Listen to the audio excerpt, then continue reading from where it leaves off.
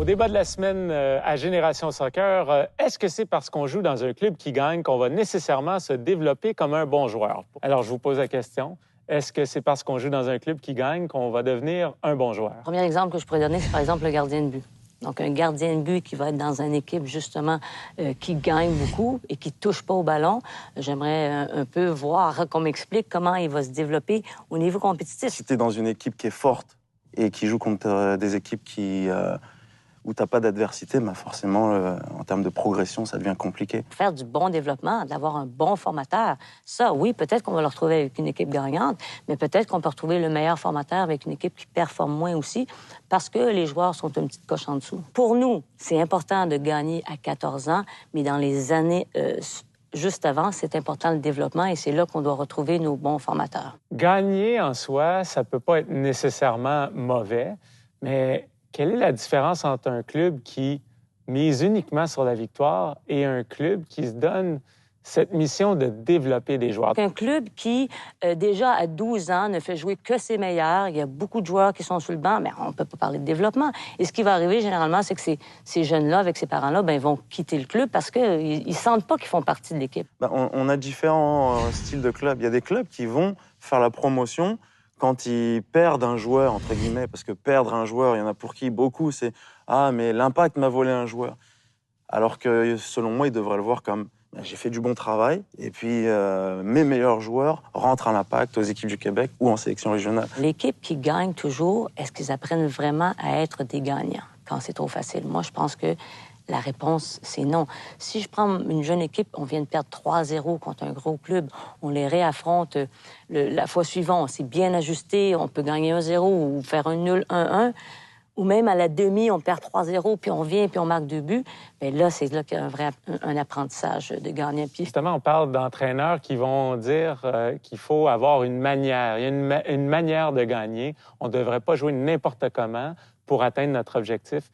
Quelle est la bonne manière de gagner? Il faut absolument que les joueurs et les joueuses soient capables de faire bouger le ballon, d'être capables de le maîtriser, d'être capables de comprendre certains principes qui sont élémentaires, de manière à ce que quand ils atteignent le niveau supérieur, ils soient capables de s'ajuster avec ce que les entraîneurs, les vrais coachs à qui on demande de gagner, eux, les joueurs soient capables de s'adapter aux directives de ces entraîneurs-là.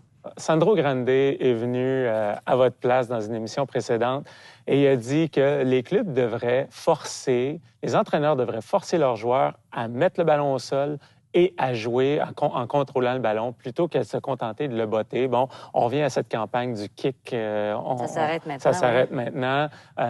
Une équipe nationale qu'on avait vue en 2007 chez les moins de 20 ne pas être capable de faire plus que 2 passes. Il faut que le joueur soit capable de jouer de différents styles. Alors, à un certain âge, l'imposer, ça ne me dérange pas.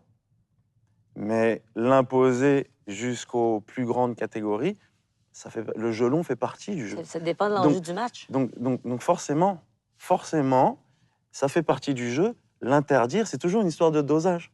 Un autre point, il y a des fédérations à l'étranger, je pense à l'Allemagne, où on va avoir des critères très importants pour les centres de formation professionnels. Donc, il y a de l'argent qui est redistribué par la fédération aux clubs qui répondent le mieux aux critères. On n'est peut-être pas dans le même système, évidemment, au Québec, mais est-ce que la Fédération de soccer, est-ce que les associations régionales ne pourraient pas évaluer les clubs avec des critères techniques? J'aurais plus tendance à essayer de convaincre les gens pour qu'ils me suivent versus une décision autoritaire avec le bâton en disant « mais c'est comme ça et tais-toi ». Je retiens qu'on n'est pas contre le fait de gagner, mais on est sur l'emphase au bon endroit, au bon moment, pour que les choses se fassent dans un développement harmonieux. J'essaie d'interpréter là, vos propos et je me demande en même temps si vous, dans vos positions respectives, est-ce que vous sentez qu'on mesure le travail que vous essayez de faire de la bonne façon ou on est tous un peu condamnés à mesurer selon le nombre de victoires que vous avez?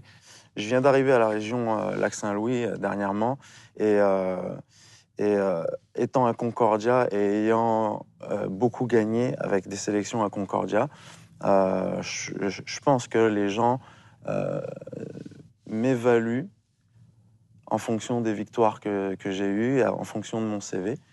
Mais c'est une de mes plus grosses frustrations.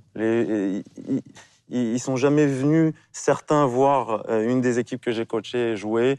Et ils évaluent simplement en fonction du résultat. Donc c'est frustrant, selon moi, parce que dans les petites catégories, tu ne juges pas quelqu'un en fonction de ses médailles. Tu peux gagner en jouant mal, et donc faut venir voir. Maintenant, à contrario, j'arrive là de Winnipeg, où avec l'équipe du Québec, on a gagné la médaille d'or, avec la manière, avec la meilleure équipe selon moi. Et encore une fois, il y a beaucoup de gens qui envoient des messages de félicitations, et je suis persuadé qu'ils n'ont pas regardé l'équipe jouer. Elle a bien joué, ton équipe. Ton équipe est celle de Jessica. Pour arriver aussi de Winnipeg, je peux dire que l'équipe avait... J'étais témoin, l'équipe a très bien joué. Tout dépend dans les clubs souvent du CA qui est en place. Hein? On sait qu'on est tous des organismes à but non lucratif.